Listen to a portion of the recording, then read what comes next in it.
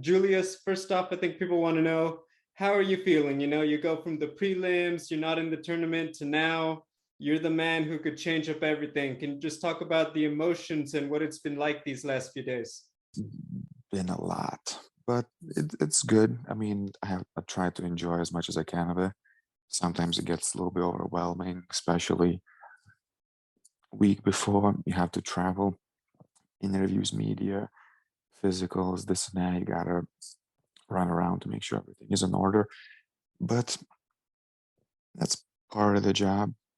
He has to do the same thing. So I'm sure it's not just me who is overwhelmed with stuff.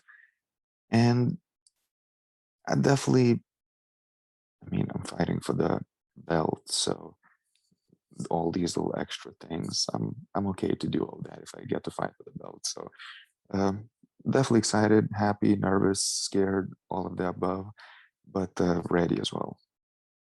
Can you walk me through what that moment was like? Because obviously, we find out Anthony Johnson is out, and then it's like, hey, Julius might be the alternate. Then they announce it on television.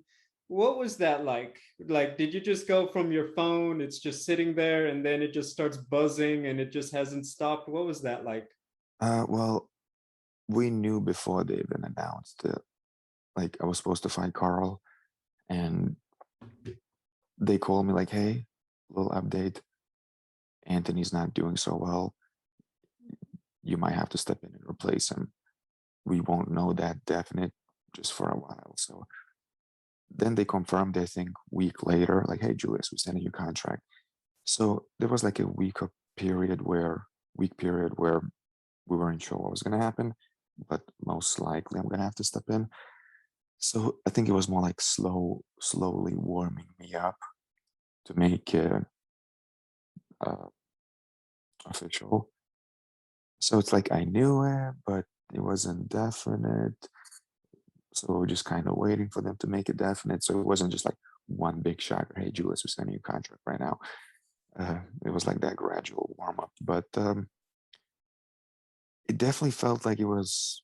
I don't want to say it too soon, um, but we definitely thought I'll be like in the talks for the title within like a year or so, maybe like one or two more fights, and then it's like okay, like maybe for the title.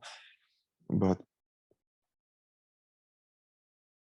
life gives you lemons, got to make lemonade. So that's all it is. I'm sure there's people who are like, "Oh, you don't deserve it," or "Oh, it's too fast." But I mean, this stuff happens all the time.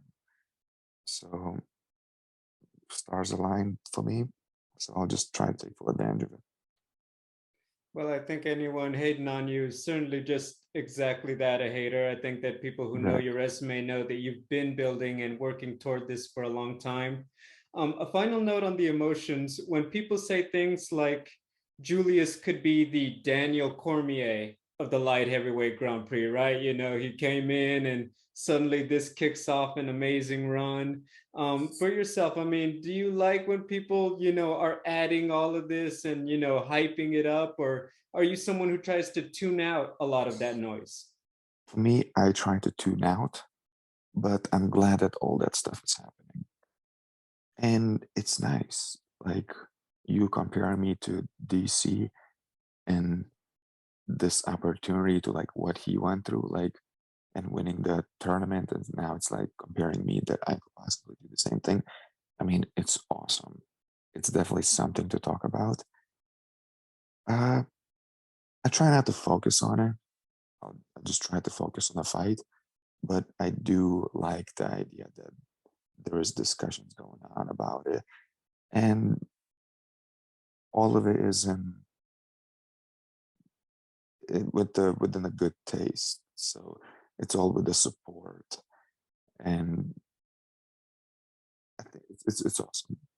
Yeah, there's no other way to describe it. Just it's awesome, but I try not to like dwell on it so much. I'm just like, okay, I got a fight coming. I'll just focus on that. What does that also extend a little bit on the professional side? Because I think a lot of people, when you look at your career, obviously a great run, but probably your big moment is you get the win on Contender Series, don't get offered a contract. Dana White at the time said he's got room to grow. you win this, is it a little bit of, I guess you would call validation or vindication that you were always ready all along? I was always ready. It's just some fights I fight weird. I mean, and that's with everybody. Sometimes you're just not mentally there, or you just do dumb stuff for some weird reason.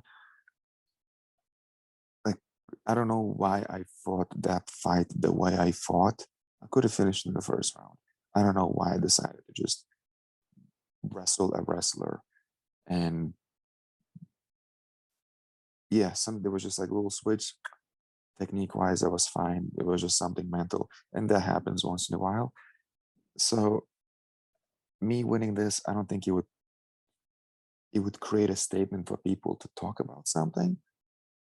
I'm sure there would be people who would say like they would try to put down like they would try to talk bad about Bellator. Oh look, guy who couldn't even get signed on the Contender series wins Bellator belt.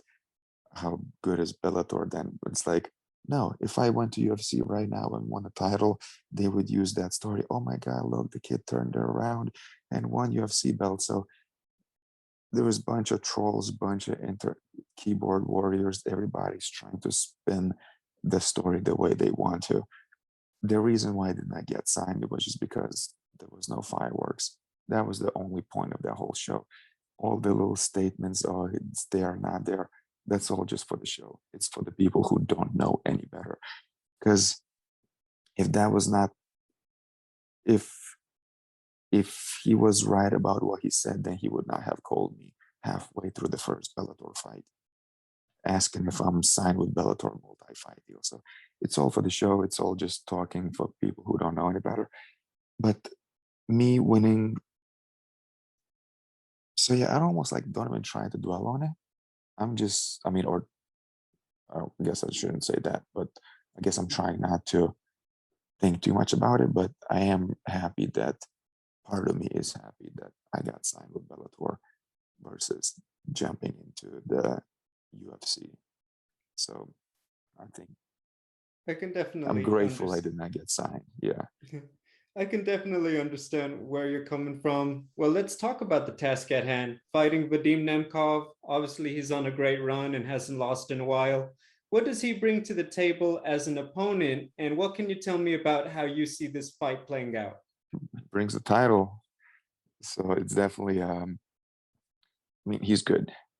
He's good in everything. His main things are like his little feints, and he feints a lot. He throws punches after his feints. He feints, he throws kicks. So he has really good mixing up game with things with his strikes. And that's going to be danger.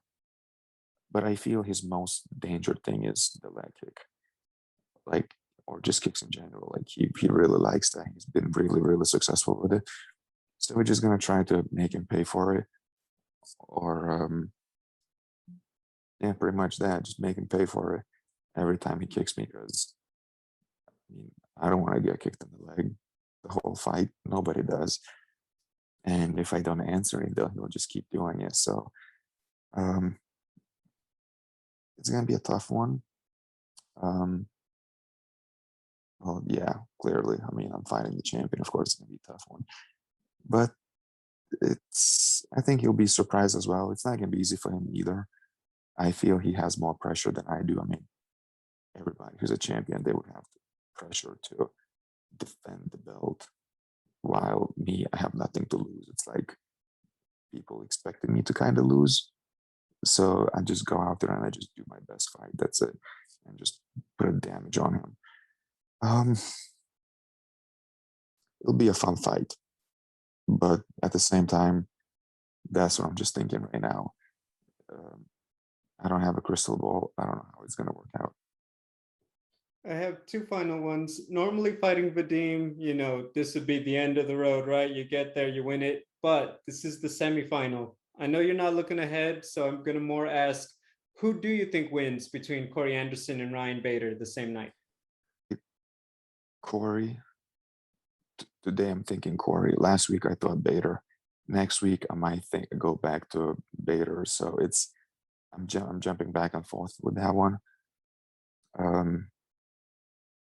So yeah, I'll just stick with Corey for right now. Who I want to fight out of both of them? Neither. They both tough guys. So, but yeah, may the best win. May the best man win. You win this one, there's obviously going to be a lot of attention, like we talked about. What would you like fans to know about you that maybe we don't know yet from some of your previous interviews and some of the spots that they've done prior to your fights? It's I guess it's weird since I am gonna get all the attention after this fight, then I feel that's when they're gonna figure it out. That's when they're gonna see it. Right now, it's hard for me to dig out something like, hey, I like this. Here's the thing about me. It's like, no, I feel since all the attention is gonna happen after next weekend, there's gonna be more eyes on me, then people just gonna figure out new things as they go. Julius, we're certainly looking forward to it. Thank you once again for the time. Ladies and gentlemen, once again, Julius Anglickas taking on Vadim Nemkov at Bellator 268 on October 16th. You are not going to want to miss it.